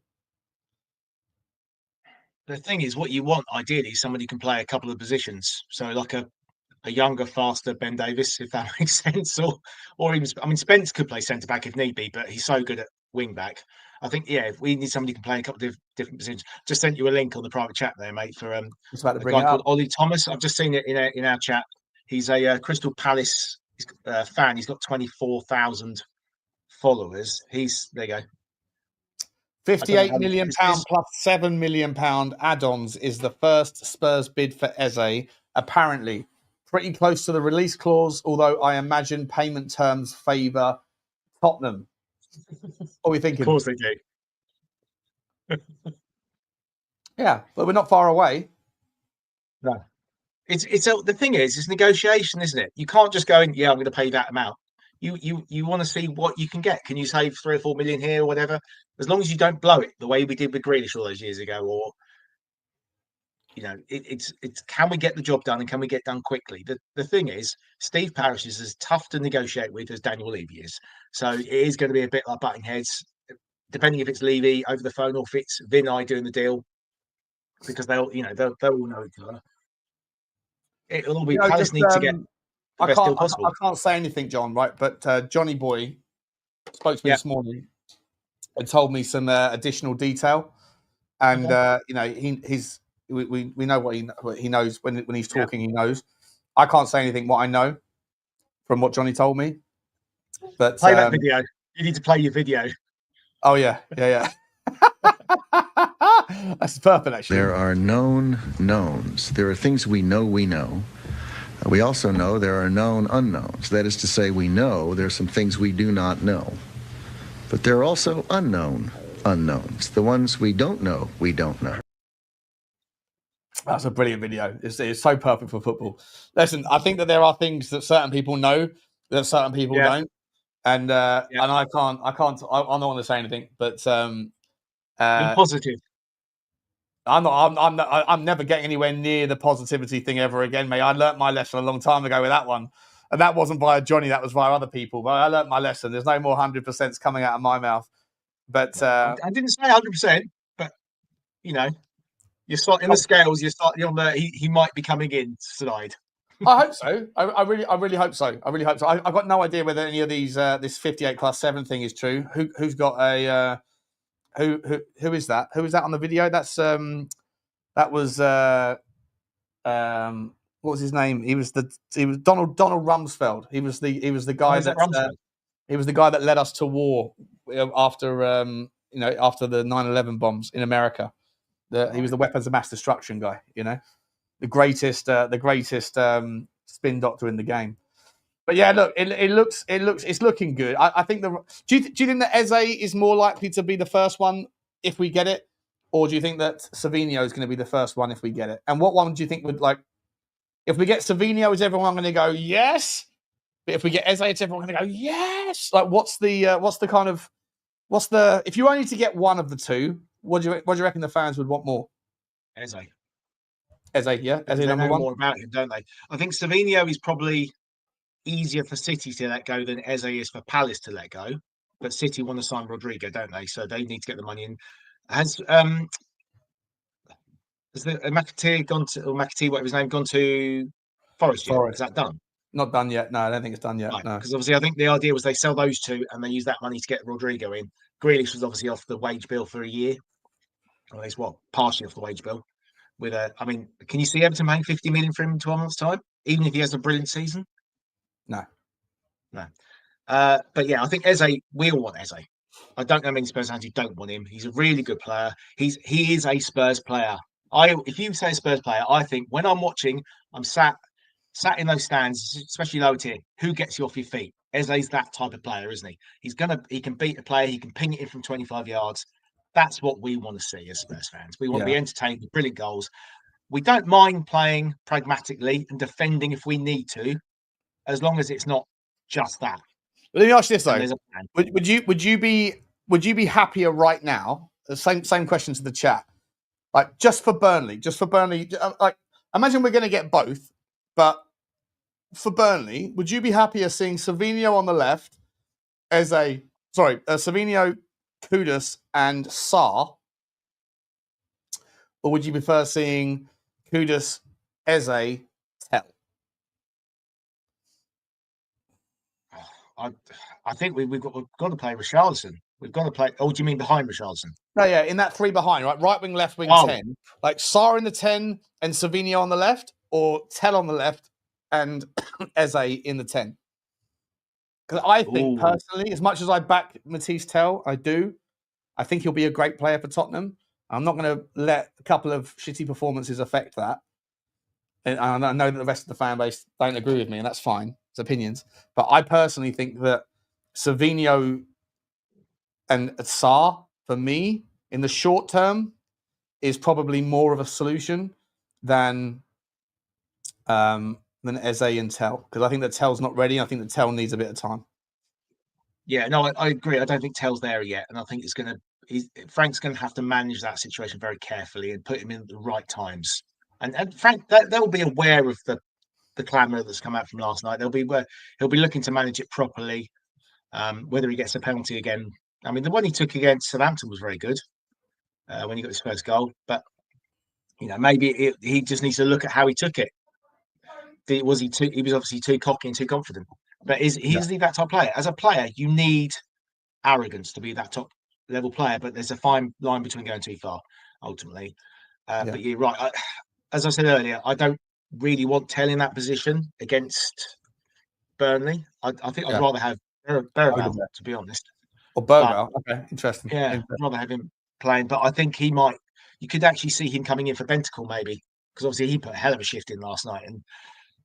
And I think maybe a couple of changes wouldn't be the worst idea to freshen it up and also get more minutes in legs. But you could tell Berghvall hasn't been first choice. You could tell Sarr's been put ahead of him in the pre-season games. Yeah. But yeah, I'd love if Savini signs brilliant. If Eze signs, I think we're going to get both, mate. I genuinely think we're going to get both. I know everyone's saying we're not. I'm not speaking from a place of knowledge. I'm just saying my personal take is I think we're going to get both. I think that one will come in soon, and the other one might be a little bit later. But I think that by the end of the window, we are going to have a left winger that we're all happy with and a 10 that we're all happy with. And then hopefully we've still got a bit of change left over to go and get a bit more depth at the back. John, mate, awesome to spend time with you, buddy. We've been going for nearly 2 hours, so perfect time to round off. Subscribe, please, to John, youtube.com/lad it's Tottenham. John, is that the best place where people can find you? I know you've got the podcast, so I don't think I can get the podcast link up, but is that the best way? If I'm honest, I've not been on the channel for a little while. Dave and Gibbo do their Grumpy Old Spurs show, which Connor's on every Tuesday as well. He's a regular on there. I'm on the Cheese Room audio podcast ad hocly.